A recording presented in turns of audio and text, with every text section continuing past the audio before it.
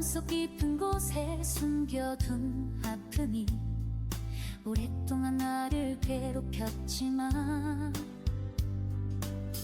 이제는 일어나 다시 걸어가려 해. 새로운 길이 보이기 시작해. 어둠 속에서도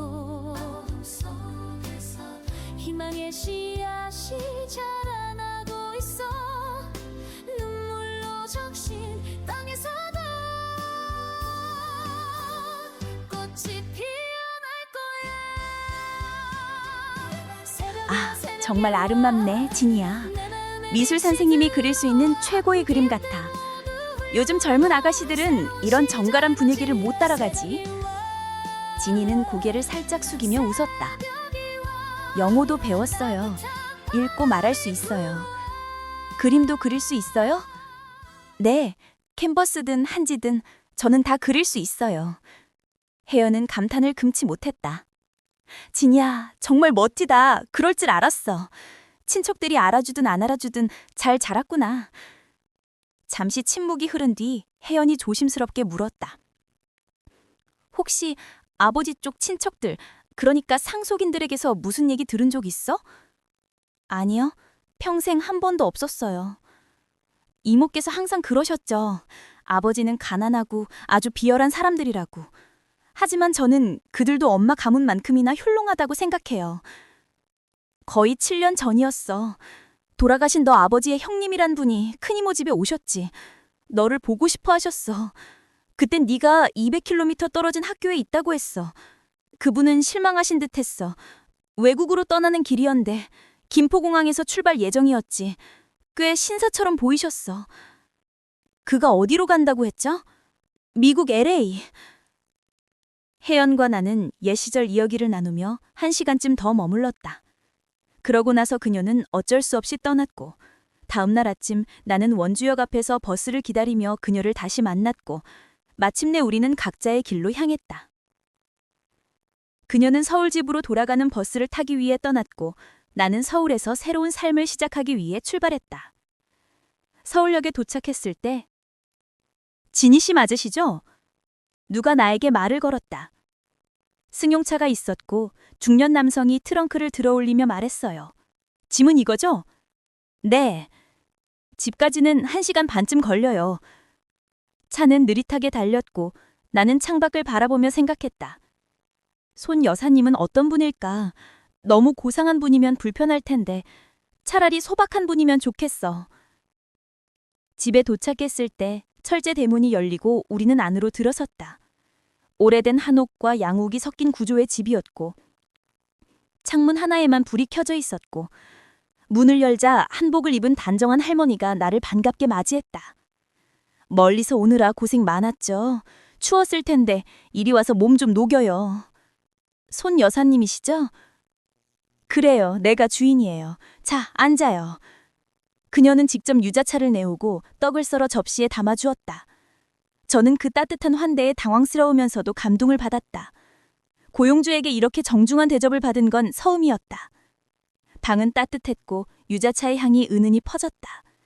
손 여사는 조용히 떡을 건네며 말했다. 이 집은 오래됐어요. 내 남편이 살아있을 때 지은 집인데 지금은 나랑 손녀만 살아요. 그 애가 좀 말이 없어요. 당신이 잘 이끌어주면 좋겠어. 진이는 고개를 살짝 숙이며 웃었다. 아이들과 함께하는 건 익숙해요. 조용한 아이도 괜찮아요. 오히려 더 섬세하게 다가갈 수 있으니까요. 손 여사는 잠시 진이를 바라보다가 부드럽게 웃었다. 당신은 참 단정하고 눈빛이 맑아요. 우리 집에 와줘서 고마워요. 그날 밤 진이는 작은 방에 짐을 풀었다. 낡은 트렁크에서 꺼낸 옷과 책, 스케치북을 조심스럽게 정리했다. 창밖은 가을바람이 나뭇잎을 흔들고 있었고 멀리서 개 짖는 소리가 들려왔다. 이곳은 원주와는 다른 느리고 조용한 세계였다. 다음 날 아침 진이는 손녀를 만났다. 이름은 수련. 10살이었고 말수가 적었다. 손 여사는 말했다. 수연이는 엄마 없이 자랐어요. 아버지는 외국에 나가 있고요. 그래서인지 마음을 잘 열지 않아요. 진이는 수연에게 다가가며 말했다. 수연아, 오늘은 그림부터 그려볼까? 네가 좋아하는 걸 그려도 돼. 수연은 조용히 고개를 끄덕였다. 처음엔 연필을 쥐는 손이 어색했지만 시간이 지나자 그녀는 작은 고양이를 그리기 시작했다. 진이는 그 모습을 지켜보며 속으로 생각했다. 이 아이는 감정이 깊은 아이야. 말보다 그림으로 마음을 표현하는구나. 며칠이 지나자 진이는 이곳 생활에 익숙해졌다. 아침엔 수연과 공부하고 오후에는 마당에서 그림을 그렸고 저녁에는 손 여사와 함께 식사를 하며 조용한 대화를 나눴다. 손 여사는 가끔 진이에게 자신의 젊은 시절 이야기를 들려주었다. 남편과의 첫 만남, 그리고 이 집을 지을 때의 설렘까지. 진이는 그 이야기를 들으며 이 집이 단순한 공간이 아니라 시간과 기억이 쌓인 장소라는 걸 느꼈다. 어느 날 저녁, 손 여사가 진이에게 편지 한 통을 건넸다. 이게 당신 앞으로 왔어요. 보낸 사람은 부산에서 온 것 같아요. 진이는 편지를 받아들고 조심스럽게 펼쳤다. 낯이 큰 필체였다. 진이야, 네가 서울에 있다는 얘기를 들었어. 나중에 꼭 찾아갈게. 보고 싶다. 진이는 편지를 가슴에 품고 창밖을 바라보았다. 이곳에서의 삶이 나를 다시 연결시키고 있어. 진이 선생님, 혹시 이 집이 당신 집처럼 편안하셨나요? 네, 조용하고 사람들도 친절해요. 여기 분들 모두가 저는 그냥 이 집을 관리하는 사람일 뿐이에요. 집사죠. 하지만 편안하시다니 다행이에요. 손 여사는 웃으며 말했다. 제 남편은 이 근처 언덕 위에 있는 큰 교회의 목사였죠. 지금 그 교회의 목사는 제 남편 사촌의 아들이에요. 하지만 저는 그런 인연에 기대지 않아요. 그냥 평범하게 집사처럼 살아왔어요. 진이는 고개를 끄덕이며 손 여사의 겸손함에 호감을 느꼈다. 그녀는 위임없는 귀부인이 아니라 자신처럼 이 집의 의지에 살아가는 사람이었다. 오히려 그런 점이 더 편안하게 느껴졌다. 저기 오네요. 수연이에요. 그리고 저 아이 옆에 있는 사람은 그녀의 간병인이에요. 식탁에 앉아자 그녀는 진이를 뚫어지게 바라보다가 갑자기 말을 걸었다. 선생님 이름은 뭐예요? 진이라고 해. 진이. 발음이 어려워요. 수연은 계속 이야기를 이어갔다. 손 여사는 조심스럽게 말했다. 혹시 부모님에 대해 물어봐 주시겠어요? 기억하는지 궁금해요. 진이는 부드럽게 물었다. 수연아, 할머니랑 살기 전에는 누구랑 살았니? 미국 LA에서 살았어요. 그런데 아버지와 엄마는 성모 마리아님 댁 갔어요. 엄마는 춤이랑 노래를 가르쳐 줬어요. 손님들이 많이 왔고 저는 춤추고 노래했어요. 노래도 했어요. 저는 노래를 좋아했어요. 지금 불러드릴까요? 진이는 고개를 끄덕였고 수연은 의자에서 내려와 진이 앞에서 손을 가지런히 모은 뒤 눈을 천장에 향한 채 오페라 아비부인을 불렀다. 내용은 사랑에 배신당한 여자의 이야기였다. 진이는 속으로 생각했다. 이런 노래를 아이가 부른다니 너무 어른스럽다. 노래가 끝나자 수연은 말했다. 이제 시를 외워드릴게요. 그녀는 자세를 잡고 알퐁스 도데의 우바를 낭송했다. 발음과 억양, 손짓까지 완벽했다. 이건 엄마가 가르쳐줬어요. 질문할 땐 손을 이렇게 들어야 해요. 이제 춤도 출까요? 아니, 그만해도 돼. 그럼 엄마가 떠난 뒤엔 누구랑 살았니? 최 씨 아주머니랑 살았어요. 남편도 있었고요. 친척은 아니에요. 집도 작았어요.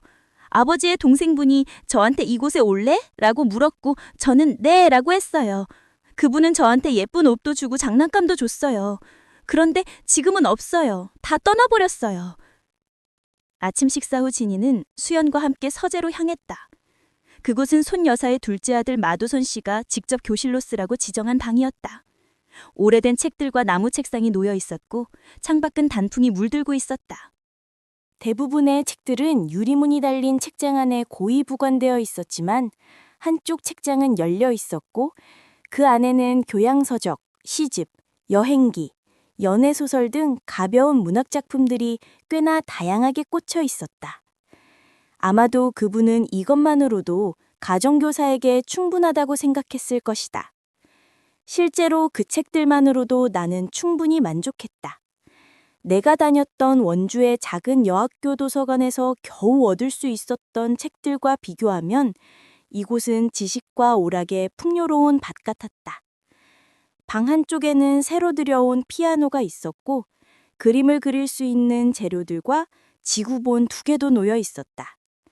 내 제자인 수연이는 순종적이었지만 공부에는 별로 흥미를 보이지 않았다. 그녀는 규칙적인 학습에 익숙하지 않았기 때문에 처음부터 너무 억제하는 건 좋지 않다고 느꼈다. 그래서 오전 내내 그녀와 이야기를 나누고 간단한 학습을 시킨 뒤 점심 무렵이 되자 그녀를 유모에게 돌려보냈다. 나는 저녁까지 그녀를 위한 그림을 몇 장 그리기로 했다. 포트폴리오와 연필을 가지러 위층으로 올라가려던 찰나에 저택의 집사인 박 씨가 나를 불렀다. 이제 오전 수업은 끝났지요? 그는 접이직문이 활짝 열린 응접실에 있었다. 나는 그가 말을 걸자 그 방으로 들어갔다. 그 방은 정말 웅장했다. 자주색 커튼과 의자, 턱티산 카펫, 호두나무로 된 벽면, 스테인드 글라스가 박힌 커다란 창문, 그리고 섬세하게 몰딩된 높은 천장까지. 박 씨는 자주색 수정으로 된 꽃병을 닦고 있었다. 정말 아름다운 방이네요. 여긴 저택의 식당이에요. 햇빛이 잘 들지 않아서 습기가 차기 쉬워요. 저쪽 응접실은 거의 무덤 같죠? 그가 가리킨 곳은 커튼이 걸린 아치형 입구 너머의 방이었다. 그곳은 마치 요정의 공간처럼 보였다. 하얀 카펫 위에 꽃무늬가 수놓아진 듯한 장식들, 포도잎 몰딩 아래 붉은 소파와 오토만, 루비빛 보헤미안 유리 장식품들, 그리고 변명의 거울들이 눈과 불꽃이 어우러진 듯한 분위기를 자아냈다. 이 방들을 정말 깔끔하게 관리하시네요. 먼지도 없고 덮개도 없고. 마두선 사장님은 갑작스럽게 방문하시는 경우가 많아서요. 미리 준비해두는 게 낫더라고요. 그분은 까다로운 분인가요? 그렇진 않은데 품위 있는 취향을 가지신 분이에요. 이 동네 땅 대부분이 손 여사님 가문의 것이죠. 그럼 사람들은 그분을 좋아하나요? 특별히 싫어할 이유는 없어요. 세입자들에게는 공정하고 관대한 분으로 알려져 있어요. 하지만 이곳에 자주 머물진 않아요. 성격은 어떤가요? 글쎄요. 좀 독특하긴 해요. 여행을 많이 했고 세상을 많이 본 분 같아요. 대화를 나눠본 적은 별로 없지만 말할 때 뭔가 묘한 분위기가 있어요. 농담인지 진심인지 헷갈릴 때가 많죠. 그는 그를 단순히 사장님이라고만 인식하고 있었고 그의 성격이나 내면에 대해 깊이 탐구하려는 생각은 없어 보였다. 우리는 식당을 나와 저택의 다른 공간들을 둘러보았다. 2층의 큰 방들은 특히 웅장했고 3층의 낮고 어두운 방들은 오래된 가구들에 의해 고풍스러운 분위기를 풍겼다. 100년이 족기되어 보이는 나전 칠기로 조각된 고목창, 자수 흔적이 남아있는 오래된 방석들, 마치 과거의 성소 같았다. 여기에 집사분들이잖아요? 아니요, 뒤쪽 작은 방들을 써요. 여긴 아무도 안 자요. 만약 이 저택에 귀신이 있다면 아마도 여기가 그들의 거처일걸요. 귀신은 없나요? 전 들은 적이 없어요. 전설도 없고요. 하지만 손 여사님 가문은 꽤나 격정적인 역사를 가진 집안이었죠. 박 씨는 나를 옥상으로 데려갔다. 우리는 다락을 지나 사다리를 타고 지붕 위로 올라갔다. 까마귀 둥지를 들여다볼 수 있을 만큼 높았고 아래 펼쳐진 정원은 마치 지도처럼 보였다. 햇빛에 반짝이는 잔디밭이 회색 저택의 기단을 감싸고 있었다. 저택 앞의 들판은 마치 공원처럼 넓었고 오래된 느티나무와 소나무들이 점점이 서 있었다. 정원은 이미 단풍이 져 있었고 이끼가 낀 정원길은 나무보다 더 푸르게 빛났다. 모두가 가을 햇살 아래 평화롭게 잠든 것 같았다. 하늘은 옥빛으로 맑고 진주빛 구름이 흩어져 있었다. 특별할 것 없는 풍경이었지만 모든 것이 조화롭고 아름다웠다. 나는 그 풍경에서 눈을 떼고 다락으로 이어지는 문을 닫았다. 햇빛 가득한 풍경을 보고 난 뒤라서 그런지 다락은 마치 무덤처럼 어두워 보였다. 닥시는 뒤에 남아 문을 잠갔고 나는 손으로 벽을 더듬여 가며 좁은 계단을 내려갔다. 3층 복도는 앞방과 뒷방을 나누는 긴 통로였는데 천장은 낮고 창문은 하나여라 어두웠다. 검은색 문들이 양쪽으로 줄지어 닫혀 있었고 마치 옛날 전설 속 푸른 수염의 성 같았다. 그때 예상치 못한 소리가 들렸다. 웃음소리였다. 낮고 또렷하며 무자비한 느낌의 웃음소리. 나는 걸음을 멈췄다. 잠시 멈췄던 그 소리는 다시 시작되었고 점점 커졌다. 처음엔 낮게 들렸지만 이내 저택 전세에 울려 퍼지는 듯했다. 나는 그 소리가 어느 문에서 나왔는지 정확히 알 수 있었다. 박 집사님!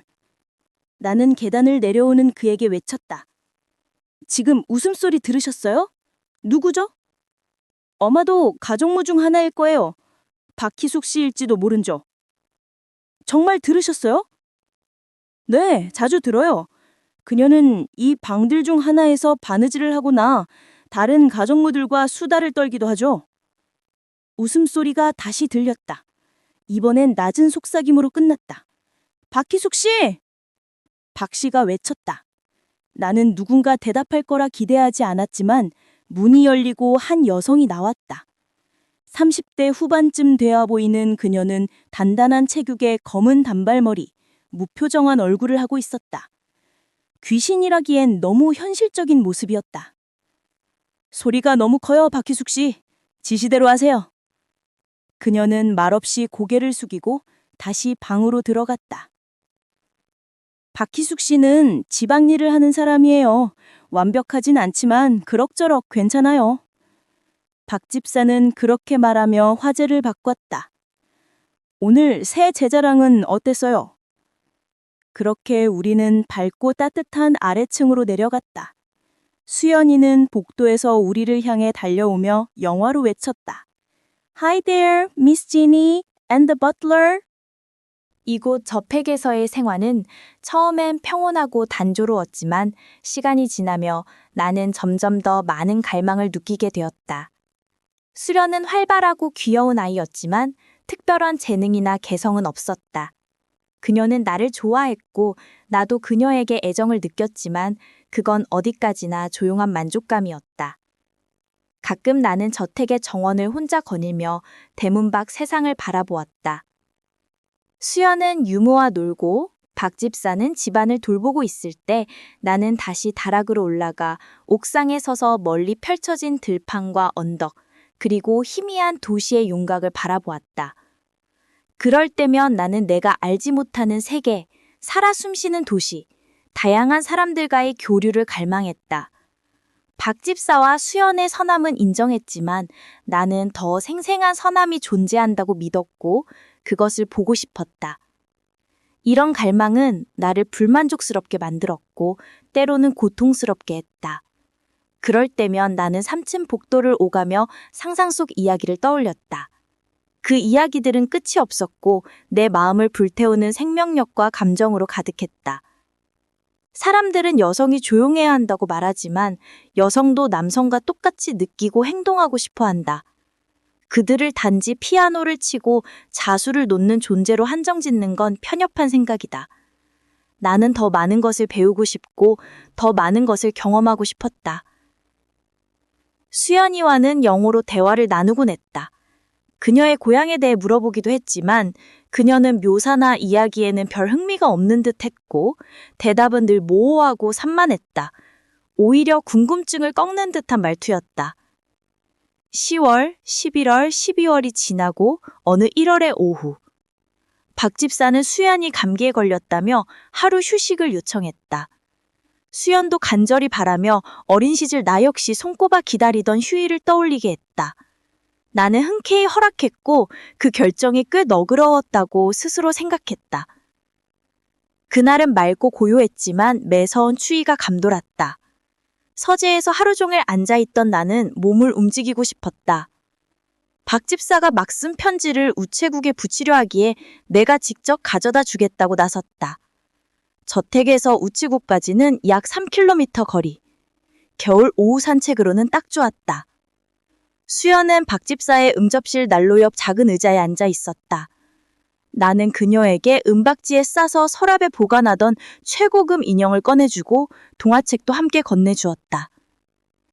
그녀는 영어로 금방 돌아오세요 라며 인사했고 나는 그녀의 이마에 키스한 뒤 길을 나섰다. 땅은 얼어 단단했고 공기는 정적에 쌓여 있었다. 나는 처음엔 빠르게 걸어 몸을 데운 뒤 천천히 걸으며 이 순간의 고요한 즐거움을 음미했다. 오후 3시 교회 종소리가 울렸다.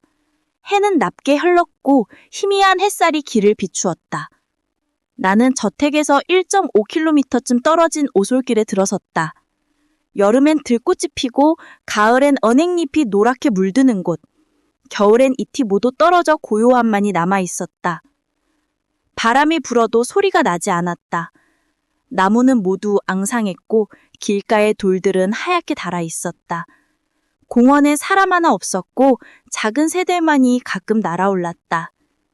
길은 우체국 쪽으로 완만하게 오르막이었다. 중간쯤에 이르러 나는 도로로 이어지는 가로수나무 아래 벤치에 앉았다. 외투를 여미고 손을 털장갑 속에 넣었다. 추위는 느껴지지 않았지만 그 자리에서 저택이 내려다 보였다.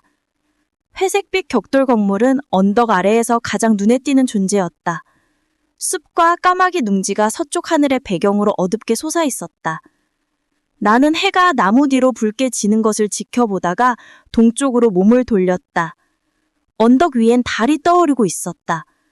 아직은 구름처럼 희미했지만 점점 밝아지고 있었다. 회양동 마을은 나무 사이에 반쯤 가려져 있었고 마을은 아직 1km쯤 남았지만 고요 속에서 그곳의 작은 소음이 또렷이 들렸다. 내 귀는 멀리서 흐르는 새소리까지 감지했다. 그때 이 고요함을 깨는 소리가 들렸다. 금속이 부딪히는 듯한 소리였다. 길의 구분 부분에 가려 아주 보이지 않았지만 분명히 다가오고 있었다. 나는 자리에서 일어나려 하다 길이 좁아 그냥 앉아 있었다. 그 시절 나는 젊었고 머릿속엔 온갖 상상들이 떠돌았다. 어린 시절 들은 열선들이 떠올랐다. 북쪽 지방의 귀신 이야기, 큰 개의 모습으로 나타나 외로운 길을 떠도는 존재들. 오토바이가 다가오자 나는 그 전설 속 존재가 나를 찾아온 것처럼 느꼈다. 오토바이보다 먼저 검은 색깔 코른털이 있는 큰 개가 덤불 사이로 나타났다. 사자처럼 크고 머리가 큰 개는 조용히 지나갔다. 내가 기대했던 초자연적인 눈빛은 없었다. 그 뒤를 따라 키 큰 사람이 오토바이를 타고 나타나고 그 순간 마법이 깨졌다.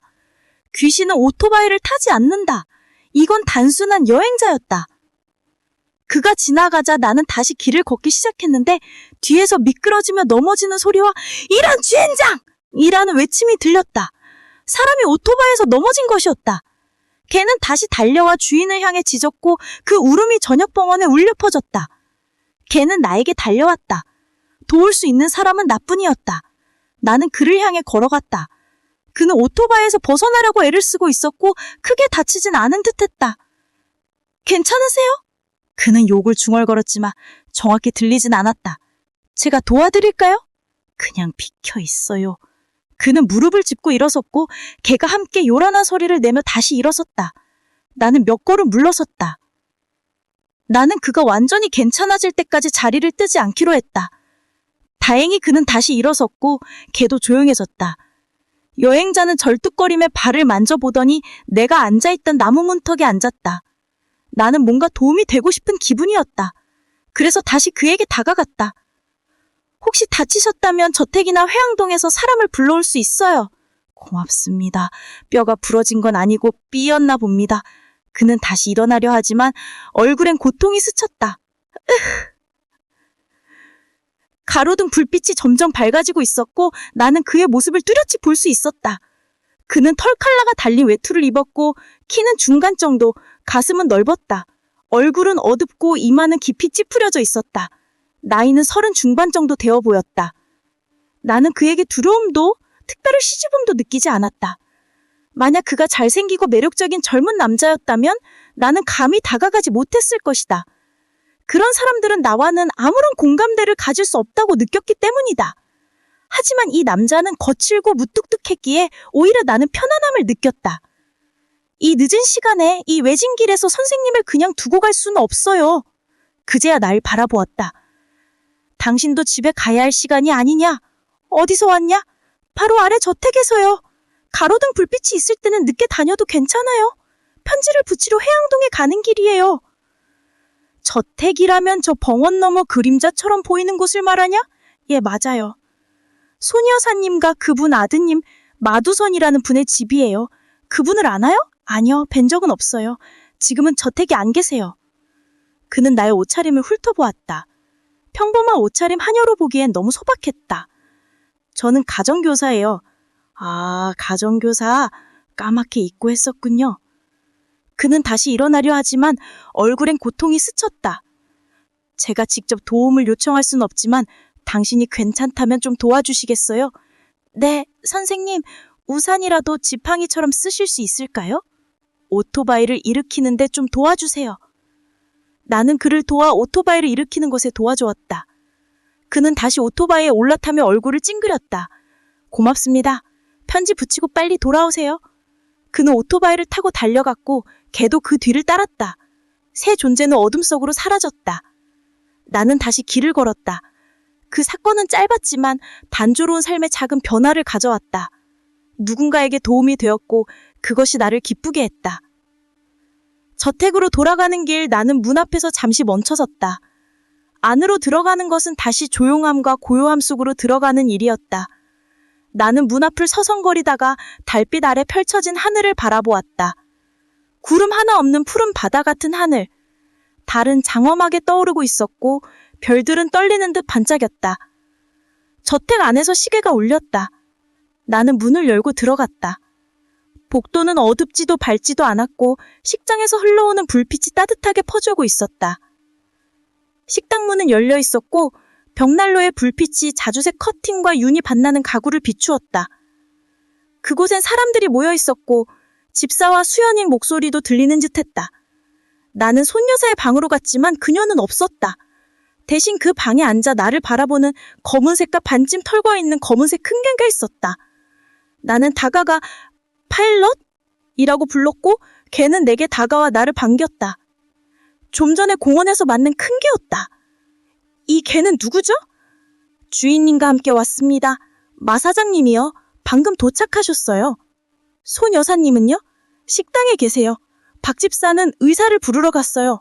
오토바이에서 떨어져 발목을 삐었대요.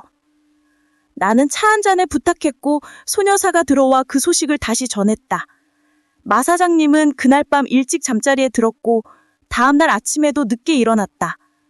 그는 곧바로 업무를 시작했고 수영과 난의 서재를 비워야 했다. 그것은 이제 송김 접견실로 쓰일 예정이었다. 위층 작은 방에 난로가 켜졌고 나는 수연이와 함께 사용할 교재들을 옮겨 그곳을 임시 교실로 꾸몄다. 아침 내내 나는 저택의 분위기가 달라졌음을 느꼈다. 마치 오래된 절처럼 고요하던 하얀동 저택은 이제 몇 시간 간격으로 초인종이 울리고 복도를 오가는 발소리와 낯선 목소리들이 들려왔다. 외부 세계의 기운이 스며들고 있었다. 주인이 돌아온 것이다. 수연이는 그날따라 집중을 못했다. 계속해서 복도 난간 너머를 내다보며 마 사장님을 찾으려 했고 도서실에 가겠다며 핑계를 대며 아래층으로 내려가려 했다. 내가 조금 화를 내며 자리에 앉히자 그녀는 끊임없이 마두선 씨에 대해 떠들어댔다. 전날 밤 그의 짐이 도착하면 작은 상자가 있을 거라고 했는데 그 안에 그녀가 관심 있는 물건이 들어있다는 말이었다. 점심은 평소처럼 손여사의 응접실에서 먹었고 오후엔 눈이 거세게 내렸다. 우리는 교실에서 시간을 보냈고 해가 지자 나는 수연이에게 책과 과지를 정리하게 하고 아래층으로 보내주었다. 초인종 소리가 멈추고 아래층이 조용해진 걸 보니 마 사장님이 이제 한가해진 듯 했다. 혼자 남은 나는 창가로 갔지만 눈과 어둠이 뒤섞여 정원조차 보이지 않았다. 커튼을 내리고 난로 앞에 앉았다. 불빛 속에서 나는 한강이 흐르는 아름다운 산수화 그림을 떠올리며 상상의 조각을 맞추고 있었다. 그때 손여사가 들어와 그 상상을 깨트렸다. 내 아들이 오늘 저녁 응접실에서 차를 함께 하자고 하셨어요. 하루 종일 바쁘셔서 지금에서야 인사를 드릴 수 있다고 하시네요. 몇 시예요? 6시요. 이곳에선 일찍 드시거든요. 옷을 갈아입는 게 좋겠어요. 제가 도와드릴게요. 나는 방으로 가서 손여사의 도움을 받아 검정 실크 원피스로 갈아입었다. 그건 내가 가진 유일한 외출복이었다. 손여사는 진주 브루치를 달아주었다.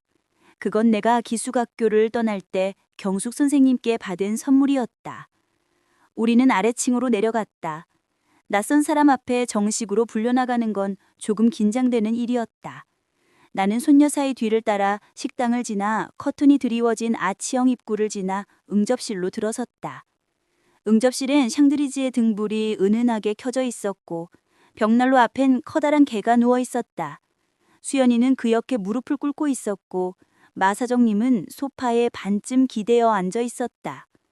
그의 얼굴엔 불빛의 환이 드러났고 나는 그가 바로 하얀동 공원길가에서 만났던 여행자임을 알아보았다. 그는 우리가 들어왔음을 알았지만 고개를 들지 않았다. 여기 가정교사 진이시란다. 손여사가 조용히 말했다. 앉게 하세요. 그는 눈을 떼지 않은 채 말했다. 그의 무뚝뚝한 태도는 오히려 나를 편하게 했다. 지나치게 공손한 헌데보다 이런 무심함이 내겐 부담이 없었다.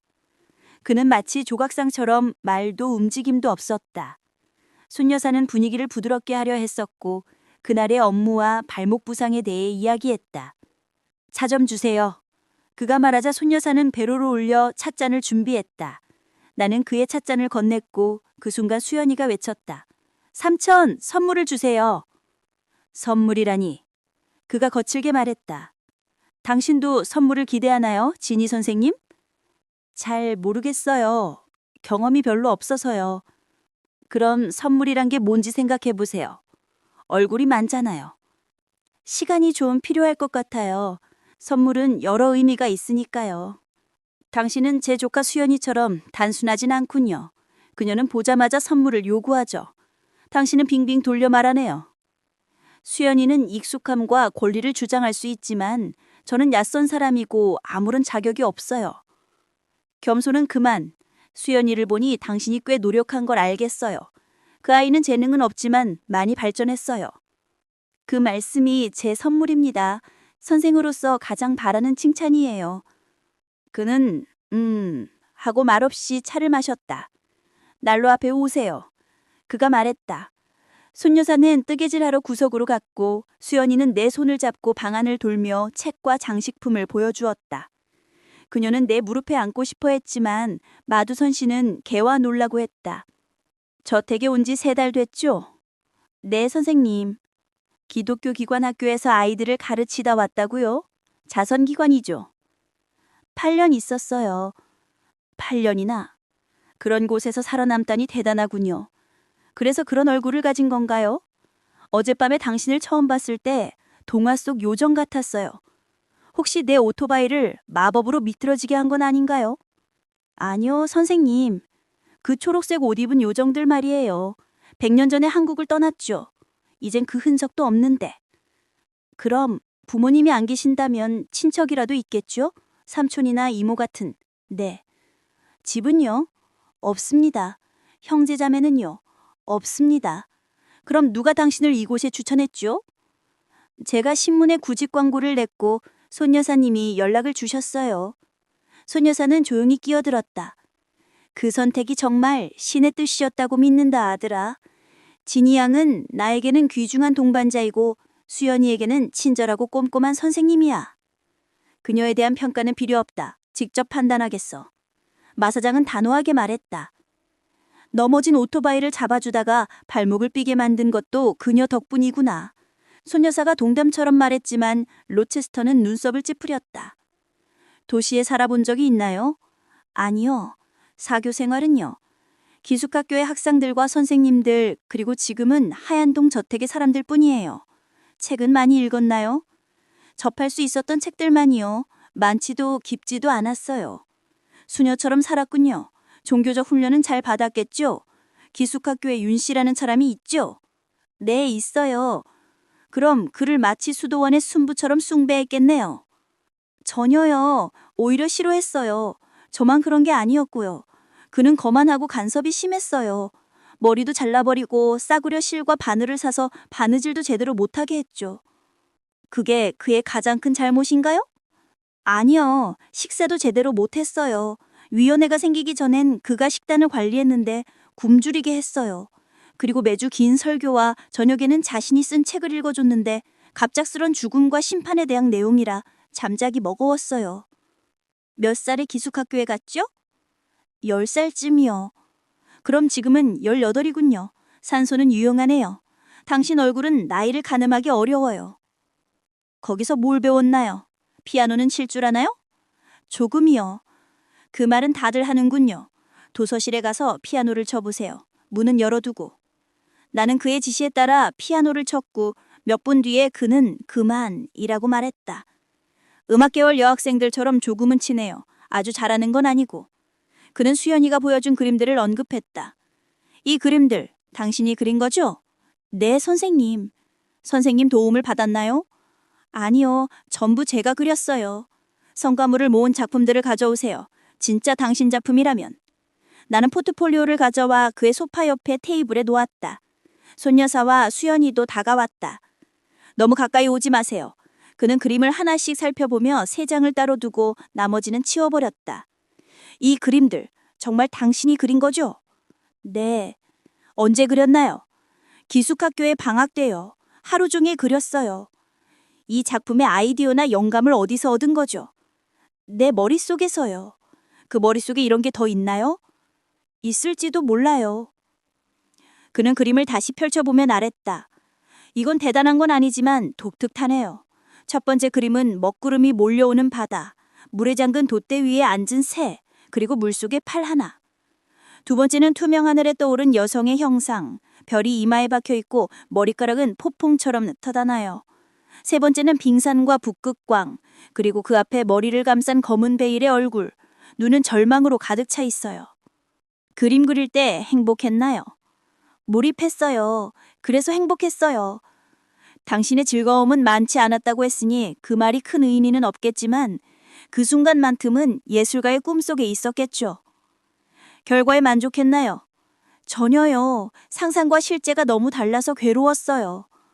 그래도 그림은 당신의 생각의 그림자 정도는 담고 있네요. 기술은 부족하지만 생각은 독특해요. 이 눈빛은 꿈에서 본 거겠죠.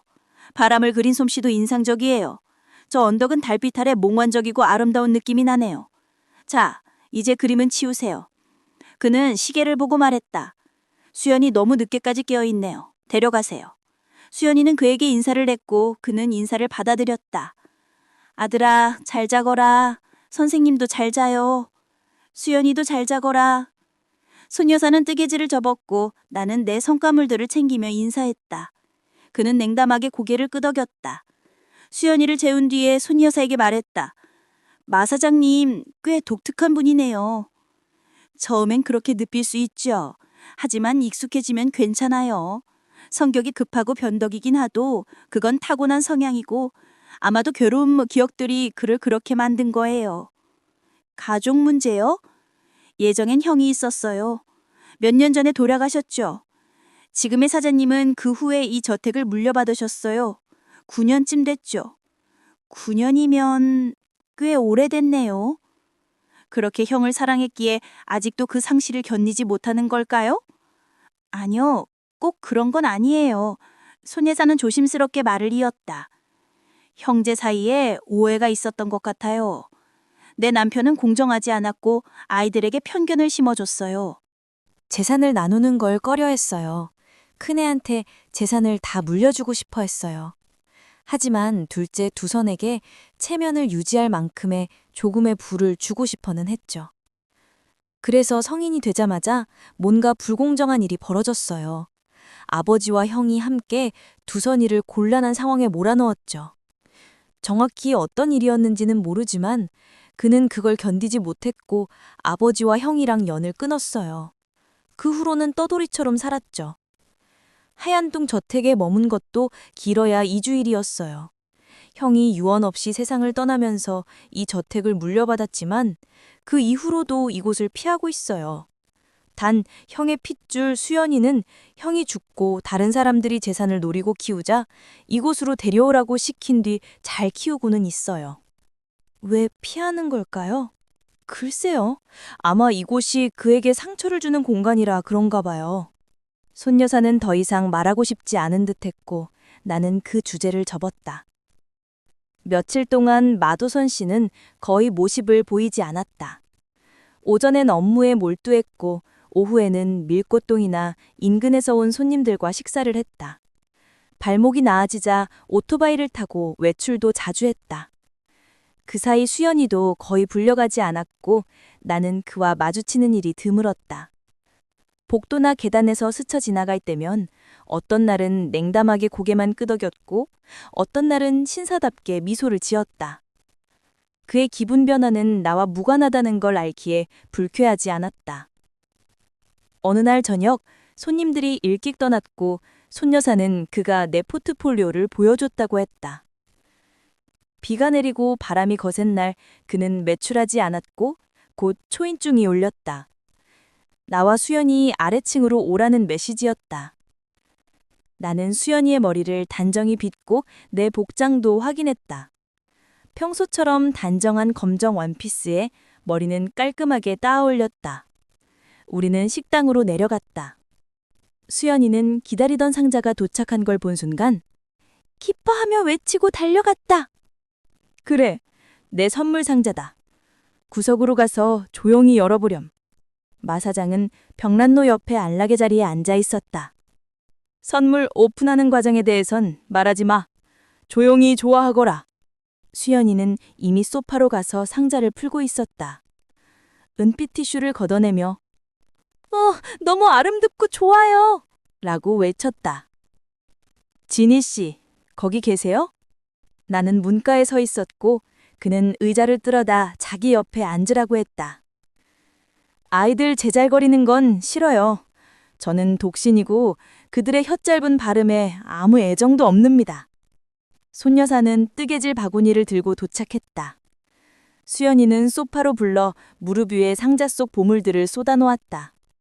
그녀는 마치 여주인처럼 엉터리 영어로 설명을 늘어놓았다. 이제 손님들이 즐겁게 놀 수 있도록 했으니 제 즐거움을 위해 마음대로 해도 될 것 같네요. 마 사장이 말했다. 지니 씨, 의자를 좀 더 앞으로 당겨주세요. 너무 뒤에 계십니다. 벽난로는 붉게 타오르고 있었고 자줏빛 커튼이 넓게 드리워져 있었다. 그는 창밖을 응시한 채 서 있었고 아침보다 훨씬 부드러운 표정이었다. 눈은 반짝였고 입가엔 미소가 걸려 있었다. 지니 씨, 저를 살펴보세요. 제가 잘생겼다고 생각하세요? 나는 무심코 아니요, 선생님. 이라고 말해버렸다. 당신은 독특해요. 그가 말했다. 고풍스럽고 조용하고 진지하고 소박해 보여요. 다만 내 얼굴을 날카롭게 쳐다볼 때만 빼고. 제가 너무 노골적으로 말했군요. 죄송합니다. 아름다움은 별 의미가 없어요. 그래서 당신의 대답이 오히려 진실되게 들렸어요. 그는 자신의 이마를 가리키며 말했다. 나는 박애주의자는 아니지만 양심은 있어요. 예전엔 마음이 따뜻했죠. 불운한 사람들에게 연민을 느꼈고 하지만 인생이 나를 두들겨 팼어요. 지금은 인도 고무봉처럼 단단해졌죠. 하지만 한두 군데 틈은 남아 있어요. 그 틈이 저를 다시 인간으로 되돌릴 희망이 될까요? 무슨 희망이요, 선생님? 고무에서 살로 돌아가는 희망이요. 그는 분명 와인을 좀 마신 듯했고 나는 어떻게 대답해야 할지 몰랐다. 당신은 당황한 표정이 참 잘 어울려요. 그 표정 덕분에 당신의 눈이 내 얼굴을 뚫어지게 보지 않고 카페트 꽃무늬에 머무니까 계속 당황해주세요. 하얀동 저택 응접실에서의 고백. 지니 씨, 오늘 밤은 왠지 사람과 이야기하고 싶은군요. 그는 안락의 자리에서 일어나 대리석 벽난로에 팔꿈치를 기대었다. 그 자세에서 그의 체격이 뚜렷이 드러났다. 상체는 넓고 팔다리는 상대적으로 길지 않았다. 대부분의 사람들은 그를 못생겼다고 생각했을 것이다. 하지만 그는 외모에는 전혀 신경 쓰지 않는 듯했고 오히려 내면의 자신감과 태어남이 그를 매력적으로 보이게 했다. 그래서 당신을 부른 겁니다. 벽난로도 없고 샹들리에도 없고 파일롯도 없으니 지루하죠. 수연이는 조금 나은데 아직 부족하고 어머니도 마찬가지. 하지만 당신은 어쩌면 나와 대화가 될지도 모르겠어요. 나는 미소를 지었지만 순종적인 미소는 아니었다. 말해보세요. 무엇에 대하여, 선생님? 아무거나. 주제도 방식도 당신이 정하세요. 나는 침묵했다. 그는 내 눈을 잠깐 들여다보더니 말했다. 고집이 있는군요. 제가 너무 무례하게 요청한 것 같네요. 지니 씨, 사과합니다. 당신을 하급자로 대하고 싶진 않아요. 단지 나이차와 경험차에 의한 약간의 우위만 인정해주면 좋겠네요. 그렇다면 지금 내 머릿속을 괴롭히는 생각을 잠시 잊게 해주세요. 녹슨 모처럼 마음을 찌르고 있는데요. 그의 말은 거의 사과처럼 들렸고 나는 그의 진심을 느꼈다. 기꺼이 도와드릴게요. 하지만 어떤 주제가 좋을지 모르겠어요. 질문을 해주시면 답하겠습니다. 그럼 먼저 내가 약간 고압적이고 급하고 때로는 까다로운 성격을 가져도 괜찮다고 생각하나요? 나이도 많고 세상도 많이 봤으니까요. 그건 선생님이 시간을 어떻게 쓰셨느냐에 따라 달라져요. 단순히 나이가 많다고 우월한 건 아니죠. 훌륭한 대답이군요. 하지만 내 경우엔 그 시간을 잘 쓰지 못했어요. 그렇다면 우월함은 논외로 하고 내가 가끔 명령을 해도 기분 나빠하진 않은겼군요. 나는 미소를 지었다. 대부분의 고용주는 하급자가 기분 상했는지 신경 쓰지 않죠. 하지만 선생님은 그걸 기억하셨고 배려하셨기에 저는 기꺼이 따르겠습니다. 그럼 형식적인 예의는 생략해도 무례하다고 생각하지 않겠죠? 저는 형식보다 진심을 좋아합니다. 무례함은 참을 수 없지만 비형식은 오히려 편안하죠. 그는 내 대답에 만족한 듯 고개를 끄덕였다. 솔직한 태도는 보기 드물죠. 대부분은 가식이나 오해로 반응하니까. 당신은 다른 틀에서 만들어진 사람 같아요. 물론 아직은 잘 모르죠. 당신도 결점이 있을 수 있고 나도 마찬가지예요. 나는 그의 눈을 바라보았고 그는 그 시선을 읽은 듯 말했다. 맞아요. 나도 결점이 많아요. 남의 비난하기 전에 내 삶을 돌아봐야 해요. 21살의 인생이 틀렸고 그 이후로는 제대로 된 길을 찾지 못했어요. 당신은 마음의 평화, 깨끗한 양심, 오염되지 않은 기약을 가지고 있죠. 그건 정말 귀중한 보물이에요. 선생님은 18살 때 어땠나요? 그땐 괜찮았어요. 당신과 같았죠. 나는 본래 좋은 사람이 될 운명이었어요. 하지만 지금은 아니에요. 당신은 악당이 아니에요. 그렇죠. 나는 단지 평범한 죄인이에요. 부유하고 무가치한 사람들이 삶을 꾸미기 위해 하는 하찮은 방탕에 익숙해졌을 뿐이죠. 왜 이런 이야기를 당신에게 하는지 궁금하죠? 앞으로 당신은 많은 사람들의 비밀을 듣게 될 거예요. 당신은 자신에 대해 말하기보다 남의 이야기를 들어주는 사람이니까. 그리고 당신은 그들의 실수를 비웃지 않고 조용히 공감해 줄 수 있는 사람이라고요. 어떻게 그렇게 잘하세요? 그냥 알아요. 그래서 지금 내 일기를 쓰듯이 당신에게 말하는 거예요. 운명에 맞서야 했는데 나는 그러지 못했어요. 절망했고 타락했죠. 지금은 하찮은 사람을 보고도 내가 그보다 낫다고 말할 수 없어요. 우리는 같은 수준이에요. 겨울밤, 저택의 거실에는 벽난로가 타오르고 있었다. 마두선은 그 앞에 앉아 담배를 문 채 깊은 생각에 잠겨 있었다. 그의 눈빛은 과거를 응시하고 있었고 입가에는 쓴웃음이 맴돌았다. 내가 그때 단호했어야 했어. 그가 낮게 말했다. 신도 아실 거야. 후회는 인생의 독이지. 사람들은 회개가 해독제라 말하지만 아니야. 개혁이야말로 진짜 해답이지. 진이는 조심스럽게 다가섰다.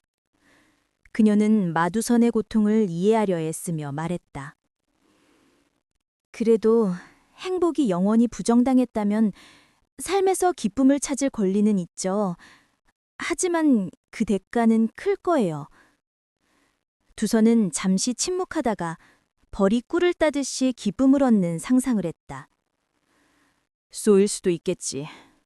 썬맛이 날 수도 있어요. 진이는 그의 얼굴을 말아보며 말했다. 그건 직접 겪어보지 않으면 몰라요. 하지만 당신 얼굴을 보면 그 유혹이 다시 떠올랐을 때 불안해했어요. 그는 허공을 바라보며 중얼거렸다. 그건 악마가 아니에요. 아니, 설령 악마라 해도 천사의 옷을 입고 왔어요. 난 그 손님을 받아들일 겁니다. 내 마음은 이제 성소가 될 거예요. 진이는 혼란스러웠지만 그의 변화에 희망을 걸었다. 당신은 스스로를 더 나은 사람으로 만들고 싶어 했고 그걸 후회했죠. 그럼 지금부터라도 노력하면 언젠가 당신이 자랑스러워할 기억을 만들 수 있을 거예요. 두선은 단호하게 말했다. 맞아요. 지금 이 순간 난 지옥을 에너지로 포장하고 있어요. 내 의지는 돌처럼 단단해요. 내 삶은 달라질 겁니다. 진이는 그가 말한 새로운 법에 대해 우려를 표했다. 그건 위험해요. 남용될 수 있잖아요. 그는 웃으며 대답했다. 그럴 수도 있죠. 하지만 난 내 가정의 신들에게 맹세해요. 남용하지 않겠다고. 진이는 조용히 일어서며 말했다. 이제 수연이를 재워야 해요. 벌써 9시가 넘었어요. 두선은 그녀를 바라보며 말했다. 당신은 나를 두려워해요. 내가 수수께끼처럼 말하니까요. 하지만 당신은 웃을 수 있어요. 아주 밝게. 나도 본래 악한 사람은 아닙니다. 겨울 저녁, 두선은 마당에서 담배를 꺼내며 진이에게 자신의 과거를 이야기했다. 수연이 엄마 그 여자는 형의 그 말을 원했고 결국 많은 재산을 형에게서 가져갔죠. 나도 한때는 순진했어요. 풋풋한 봄날처럼. 진이는 조용히 듣고 있었다. 그럼 왜 그 아이를 키우시는 거예요? 두사는 담담하게 말했답니다. 속죄죠. 수연이 엄마는 내가 한때 미친 듯이 사랑했던 여자 정미라는 여인의 딸이요. 난 그녀에게 모든 걸 바쳤지만 그녀는 형의 돈을 사랑했을 뿐이었답니다. 난 그녀를 위해 호텔을 통째로 빌려줬고 다이아몬드, 고급차까지. 난 그저 뻔한 길을 따라 망가졌어요. 그날 밤 그녀가 내 형과 함께 호텔로 돌아오는 걸 본 순간 저는 모든 걸 깨달았습니다. 그녀의 작은 발이 고급차에서 내려오는 순간 내 심장은 철제 난간을 두드렸죠. 진이는 조심스럽게 물었다. 질투 느끼셨겠네요. 두선은 고개를 끄덕이며 말했다. 난 아직 사랑도 질투도 몰라요. 네 영혼은 아직 잠들어 있어요. 그는 겨울의 고요함 속에서 평온을 찾고 있었다. 이 화연동 저택도 오래됐고 외진 곳이고 회한이 깃든 곳이지요. 지금은 받아들이기로 했어요. 멀리서 수연이가 셔틀콕을 들고 뛰어왔다. 참천, 나랑 놀아요. 두선은 날카롭게 말했다. 지금 바쁘단다. 유모랑 놀 거라. 진이는 조용히 말했다. 아이는 당신을 필요로 해요. 두선은 잠시 침묵하다가 말했다. 난 지금 운명과 거래 중이에요. 행복과 선함을 향한 장애물을 부수겠다고. 진이는 두선에게 정묘아의 마지막 날에 대해 물었다. 그는 남산의 달빛 아래 호텔에서 그녀가 형과 함께 들어오는 모습을 떠올렸다. 질투요는 이름의 녹색뱀이 내 속으로 파고들었지요. 난 그녀가 나를 배신했다고 느꼈고 그녀가 형과 아메리카로 떠나기 전 수연이를 내 딸이라고 내게만 말했지만 난 확신할 수 없었지요. 그녀가 미국에서 살다가 형에게 완전히 버려섰다는 소식을 듣고 난 수연이를 외국의 진흙탕에서 꺼내 이곳으로 데려왔어요. 진이는 단호하게 말했다. 수연이는 당신이나 그녀의 잘못을 책임질 필요가 없어요. 두선은 조용히 고개를 끄덕였다. 그렇게 봐주는군요. 고맙네요. 저녁이 깊어가며 두선은 진이와 셔틀콕 놀이를 하며 웃었다. 진이는 그 모습을 바라보며 그가 처음으로 진심으로 웃는 모습을 보았다. 진이는 잠들지 못하고 있었다. 마두선 씨가 행복할 수 있을까? 라고 말했던 그 표정이 떠올랐다. 그때 방문칠이 스락 들렸다. 낮고 깊은 웃음소리가 문틈에서 흘러나왔다. 복도에는 희미한 불빛만이 켜져 있고 공기는 연기로 자욱했다. 연기의 출처는 두선의 방이었다. 문을 열자 침대 커튼이 불길에 휩싸여 있었다. 진이는 물이 담긴 대야를 들어 침대에 쏟아부었고 물병을 가져와 다시 침대를 적셨다. 마침내 불길은 꺼졌고 두선은 물에 젖은 채로 깨어났다. 이게 뭐죠? 홍수라도 난 거예요? 그가 놀라며 말했다. 불이 났어요, 선생님. 제가 껐어요. 진이가 대답했다. 두선은 혼란스러운 눈으로 그녀를 바라보며 물었다. 진이 선생님? 날 익사시키려는 겁니까? 아무도 없어요. 누군가 이 일을 꾸민 것 같아요. 알아내셔야 해요. 두선은 젖은 옷을 벗으며 말했다. 불 켜면 건 잠깐 기다려요. 옷부터 입고요. 진이는 마침내 불을 켰다. 두선은 침대와 주변을 둘러보며 검게 그을린 시트와 물에 젖은 카페트를 바라보았다. 그의 표정에는 놀람과 혼란, 그리고 어딘가 모르게 안도감이 섞여 있었다. 그게 뭐죠? 누가 이런 짓을 한 거죠? 그가 물었다. 나는 짧게 그에게 일어난 일을 설명했다. 갤러리 복도에서 들린 이상한 웃음소리, 3층으로 올라가는 발자국 소리, 연기와 타는 냄새가 나를 그의 방으로 이끌었다는 것. 그리고 그 방에서 내가 본 광경과 손에 닿는 대로 물을 퍼부어 불을 껐다는 이야기까지. 그는 심각한 표정으로 들었다. 놀라기보다는 걱정에 앞서는 얼굴이었다. 내가 말을 마치자 그는 잠시 말이 없었다. 어머님을 부를까요? 내가 조심스럽게 물었다. 어머님은 왜요? 자는 사람 깨워서 뭐 하겨요? 그냥 주무시게 둬요? 그럼 가정부나 집사 아저씨를... 아니에요. 놔두세요. 그는 조용히 방을 나섰다. 절대 움직이지 마요. 아무도 부르지 말고 아무 말도 하지 마요. 난 2층에 가봐야 해요. 그는 복도를 조심스럽게 지나 문을 열고 닫았다. 마지막 촛불의 빛이 사라지고 나는 완전한 어둠 속에 남겨졌다. 시간이 한참 흘렀다. 나는 점점 지쳐가고 있었다. 외투를 덮고 있어도 추웠다. 이렇게 가만히 있어야 할까? 그의 말에 불복할까 고민하던 찰나 희미한 복도 매트 위를 조용히 밟는 소리가 들렸다. 그가 맞겠지? 아니면 더 끔찍한 무언가. 그는 다시 들어왔다. 창백하고 침울한 벌가 위요. 다 알아냈어요. 그는 촛불을 세면대 위에 내려놓으며 말했다. 역시 내 생각이야. 어떻게요? 그는 대답하지 않고 팔짱을 낀 채 바닥을 바라보았다. 잠시 후 그는 묘한 어조로 물었다. 당신이 문을 열었을 때 뭔가 봤다고 했던가요? 아니요. 바닥에 촛불만 있었어요. 하지만 웃음소리는 들었지요. 전에 들었던 그 웃음소리랑 비슷했죠. 네, 맞아요. 이 집에서 바느질하는 박씨라는 가정부가 그런 웃음을 지어요. 좀 특이한 분이에요. 그래, 박씨. 전에 한번 저도 그분 웃음소리를 들어서 알고 있어요. 그는 잠시 생각에 잠겼다. 이 일은 당신과 나만 하는 게 좋을 거예요. 당신은 말 많은 사람이 아니니까. 아무 말도 하지 마요. 그럼 저는 제 방으로 갈게요.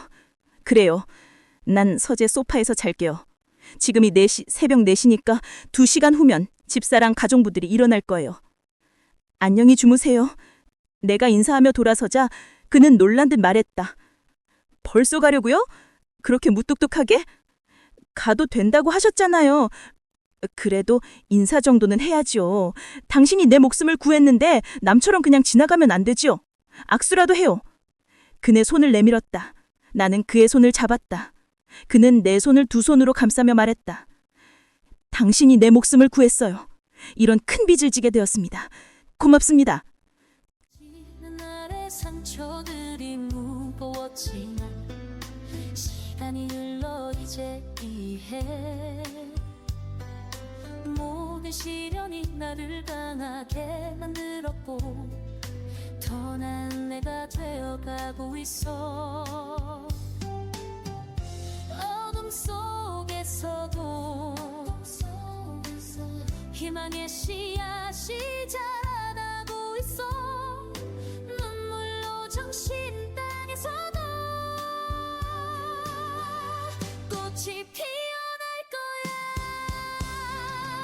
새벽이 와 새벽이 와 내 마음에 빛이 들어와 아픈 기억들은 모두 흘려보내고 새로운 시작을 맞이해 새벽이 와 새벽이 와 따뜻한 바람이 불어와